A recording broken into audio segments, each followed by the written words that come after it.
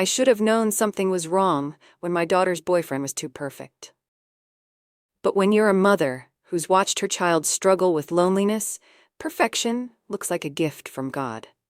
They say a mother's intuition is never wrong. Well, let me tell you something. Mine was screaming from the very first moment I met David Sterling. But sometimes, even when every fiber of your being is telling you that something is terribly, dangerously wrong, you ignore it. You ignore it because you love your child more than you trust your own instincts. And that nearly cost me everything. My name is Carol Hawthorne, and I'm about to tell you how my own son-in-law tried to steal my house, my business, and my entire life's work by marrying my daughter. But here's the thing. He didn't count on one crucial detail. He underestimated me. But first, let me take you back to where it all began. Before we dive in, if you enjoy stories about family drama, exposing manipulators, and justice being served, make sure to hit that subscribe button. Trust me, you won't want to miss how this story ends. 6 months before my daughter's wedding, I should have known something was catastrophically wrong when Emma brought home a man who knew more about my late husband's business deals than she did. But love, as they say, makes fools of us all, and I was about to learn that lesson the hard way.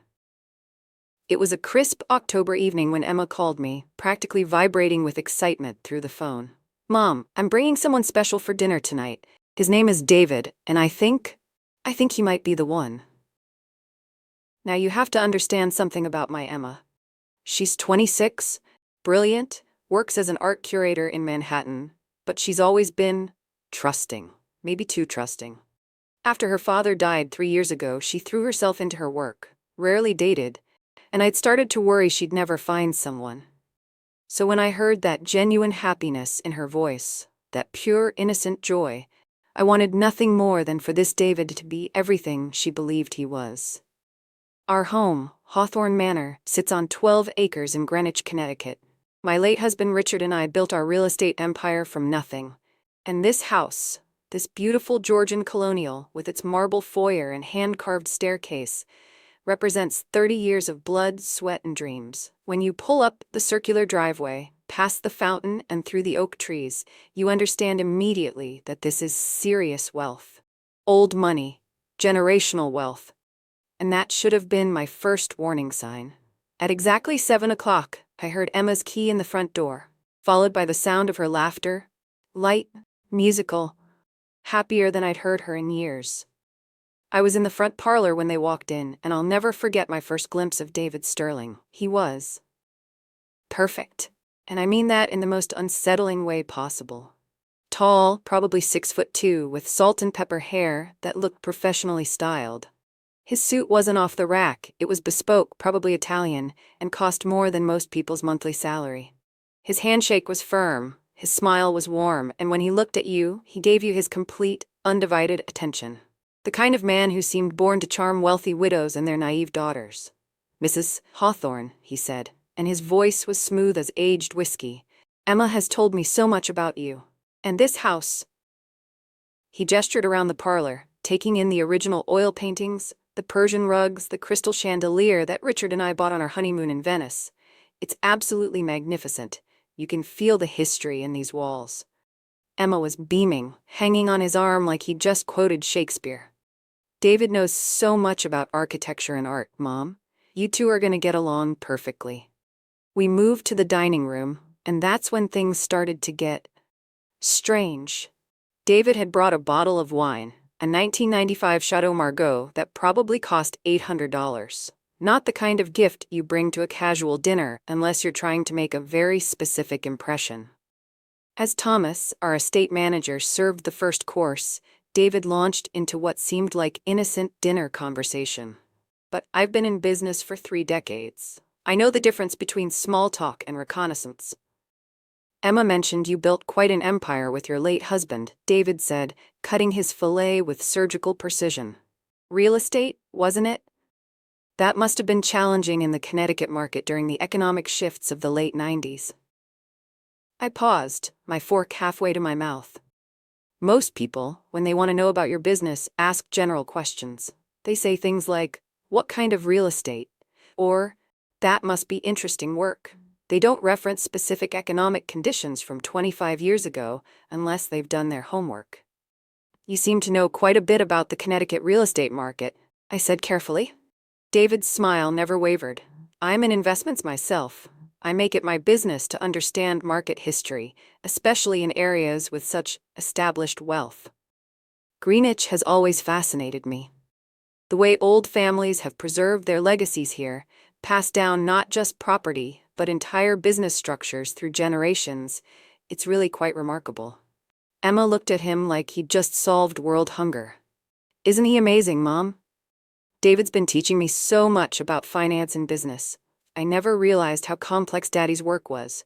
That comment hit me like ice water in my veins. Emma had grown up in this house, had sat through countless dinner conversations about property acquisitions and development deals. She might not have been interested in the business, but she certainly knew it was complex. Why was she suddenly acting like David was revealing family secrets she'd never heard before? What kind of investments do you specialize in? I asked. Legacy properties, mostly. Established estates with historical significance. There's something beautiful about preserving family heritage while optimizing the financial potential. The way he said, optimizing, made my skin crawl. As the evening progressed, David demonstrated an encyclopedic knowledge of not just real estate, but of our specific business dealings. He mentioned the Fairfield County Development Project from 2018, a deal that had been covered in local papers. Sure, but he knew details that had never been made public. He referenced the Westport waterfront acquisition, and somehow knew that Richard had originally wanted to develop it into condominiums before switching to commercial. Most disturbing of all, he knew about the trust structures Richard had set up. The specific legal frameworks that protected our assets and ensured Emma's inheritance. Information that should have been private, locked away in our attorney's files and safety deposit boxes. Your husband was brilliant, David said as we moved to the library for after-dinner drinks.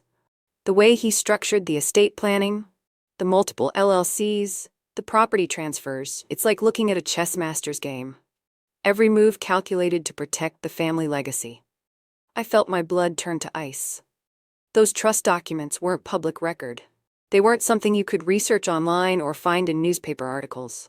The only people who knew those details were me, my attorney, my accountant, and Thomas. My eyes found our estate manager across the room. Thomas had been with us for 15 years, had helped Richard with countless business dealings, had access to files and documents and private conversations. Thomas, who suddenly couldn't meet my gaze. How exactly did you and Emma meet? I asked David, watching Thomas's face carefully. Emma answered before David could. At the Metropolitan Museum. I was there for work, researching a new exhibition, and David was in the American wing looking at the period rooms. We started talking about the Haverhill room, the one that looks just like our morning room, and we ended up talking for hours. What a coincidence, I murmured. But David's smile had shifted, just slightly. For just a moment, I saw something calculating behind his eyes. Something predatory. Not really a coincidence, he said smoothly. I'd been researching Connecticut period architecture for an investment project. When I saw the Haverhill room, I knew I had to learn more about authentic examples. The research led me to several historically significant properties in Greenwich, including, I discovered, this beautiful home. When I met Emma and learned she was a Hawthorne, well, it felt like fate. Fate. Or months of careful planning. That night, after Emma and David left, with him promising to take her to some exclusive restaurant in the city the next evening, I sat alone in Richard's study, staring at his portrait above the fireplace. What would you do? I whispered to the painted image of my late husband. What would you do if someone was circling our family like a shark? The answer came to me immediately. Richard had been a careful man, a suspicious man when it came to protecting his family. He would have investigated. He would have dug deeper. I picked up the phone and called Victoria Blackwood, my attorney and one of my oldest friends. Victoria, I need you to recommend a private investigator, the best one you know. Carol, it's 11 o'clock at night. What's wrong? Emma's new boyfriend knows too much about our business. I need to know everything about David Sterling, and I need to know it fast. There was a pause. How much does he know? Enough to make me think this isn't a coincidence. I'll have someone contact you in the morning. But morning wouldn't come soon enough, because the very next evening, as I was having my coffee and reading the financial pages, Emma called me in tears of joy. Mom, you'll never believe it. David proposed. He proposed in the rose garden, just like Daddy did to you.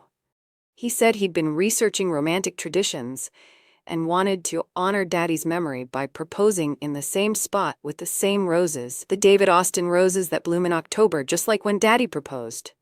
Isn't that the most romantic thing you've ever heard? My coffee cup slipped from my numb fingers and shattered on the marble floor. The David Austin roses. The October proposal. The specific location in the rose garden where Richard had gotten down on one knee 28 years ago. I had never told that story to Emma. It was too painful, too personal, too sacred. The only person who knew those details, who knew about the David Austin roses Richard had specially planted for that moment, who knew the exact date and location, was Thomas. Mom, are you there? Did you hear me? We're engaged. That's wonderful, sweetheart, I managed to say, my voice sounding foreign to my own ears. When is the wedding?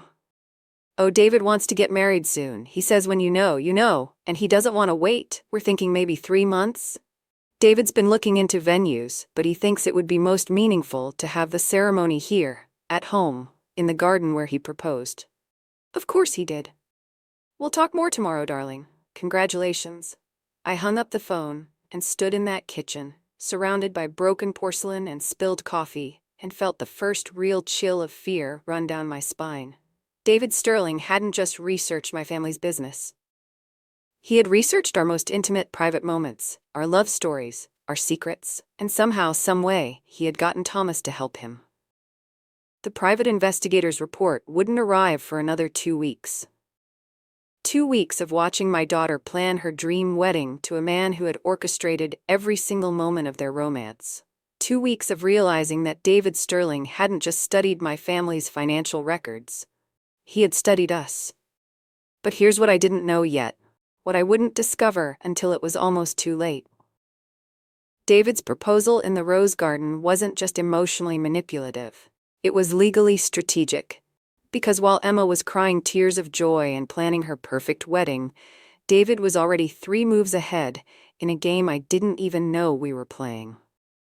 3 months after that proposal in the rose garden, I stood at my bedroom window on what should have been the happiest day of my daughter's life, watching strangers set up chairs on my lawn and feeling like I was preparing for a funeral instead of a wedding. The private investigator's report still hadn't arrived. He'd warned me that David Sterling was proving unusually difficult to research, as if someone had deliberately obscured his background. But I didn't need a report to tell me something was catastrophically wrong. My mother's intuition was screaming so loudly I could barely think straight. Emma had spent the morning getting ready in the master suite, surrounded by her bridesmaids, college friends I'd known for years, sweet girls who kept commenting on how lucky Emma was and how perfect David seemed. If only they knew what I was beginning to suspect. Around noon, David's family and friends started arriving, and that's when my suspicions turned to absolute certainty that something was terribly, dangerously off. I've hosted hundreds of social events over the years. I know what wedding guests look like, how they behave, what they're interested in. They take pictures of the bride and groom, they admire the flowers, they compliment the venue, and ask where you got your dress. David's guests were different. They arrived in expensive cars, BMWs, Mercedes, one Bentley, but they moved around the property like they were conducting surveillance. I watched from the library window as a woman in a Chanel suit spent 20 minutes photographing not the flower arrangements, but the architectural details of the house, the crown molding, the window frames, the foundation stones. A distinguished-looking man in his 60s walked the property boundaries with the precision of a surveyor, pacing off distances and taking notes. When I sent Thomas out to ask if he needed anything, the man claimed he was just admiring the landscaping. But I saw him slip something that looked suspiciously like a measuring tape back into his jacket. Another guest, a woman with perfectly styled gray hair who introduced herself as David's family friend, Spent the cocktail hour asking incredibly specific questions about our property taxes, our utilities costs, and whether we'd ever considered modernizing the estate's infrastructure. These weren't wedding guests, they were professionals, and they were studying my home like they already owned it. But the most unsettling guest was Patricia Sterling, David's supposed aunt, a razor-sharp woman in her early 60s, with calculating eyes and a smile that never quite reached them. Patricia arrived in a town car at exactly 2 p.m., carrying herself with the authority of someone used to being the smartest person in the room. She was impeccably dressed in navy blue, with jewelry that spoke of serious wealth, and when she shook my hand, her grip was firm enough to leave marks. "Carol," she said, as if we were old friends instead of strangers. "David has told me so much about you. What a magnificent home you've built here. And such a substantial estate. David mentioned it's been in the family for several generations." I felt that familiar chill. "Actually, my late husband and I built this house 30 years ago." Her smile never wavered, but something flickered behind her eyes. "Of course.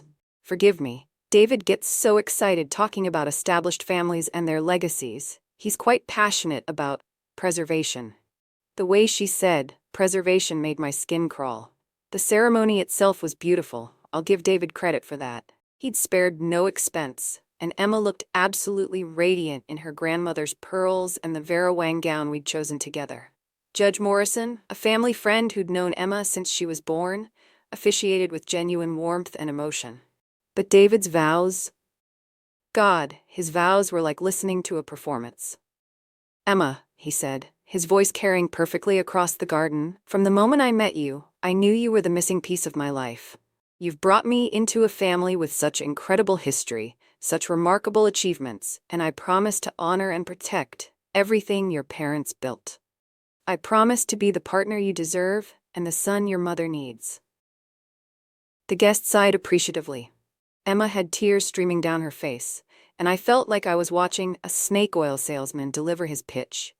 Every word was calculated, every pause was rehearsed. And when he said, "Protect everything your parents built," he looked directly at me with an expression I can only describe as predatory satisfaction. The reception is where things got really terrifying. Emma was floating on air, dancing with David to At Last by Etta James, a song choice that now seems grimly prophetic. She introduced him to family friends, business associates, longtime family connections, and David was charming, engaging, and disturbingly well-informed about everyone he met. When Emma introduced him to Harold Peterson, who'd been Richard's business partner for 15 years, David said, "Harold, Emma's told me so much about the Fairfield project. What an incredible success story. I'd love to hear more about how you structured that deal." Harold looked confused. "Emma's never shown much interest in business. How did you know about Fairfield?" David's laugh was smooth as silk. "Oh, you know how it is. When you're marrying into a family with such an impressive business legacy, you want to understand what made it all possible." But I was standing right there, and I saw Harold's expression. Confusion mixed with something that might have been concern. About an hour into the reception, I stepped into the house to use the powder room and check on the catering arrangements. As I walked past the library, I heard voices through the partially open door. "Phase 1 is complete. The house will be ours within the month." I froze. That was Patricia's voice, low and confident. "You're certain about the legal structures?" A man's voice I didn't recognize. "I've reviewed everything. The trust documents, the property deeds, the business incorporations. Once we have her signature on the transfer documents, it's done. She won't know what hit her until it's far too late to stop it." "And the girl? Emma?" Patricia's laugh was cold as winter. "Emma will do whatever David tells her to do. She's completely under his spell, actually believes this is all about love."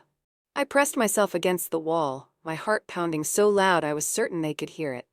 "What about the estate manager? Thomas? He's been useful, but he's becoming a liability.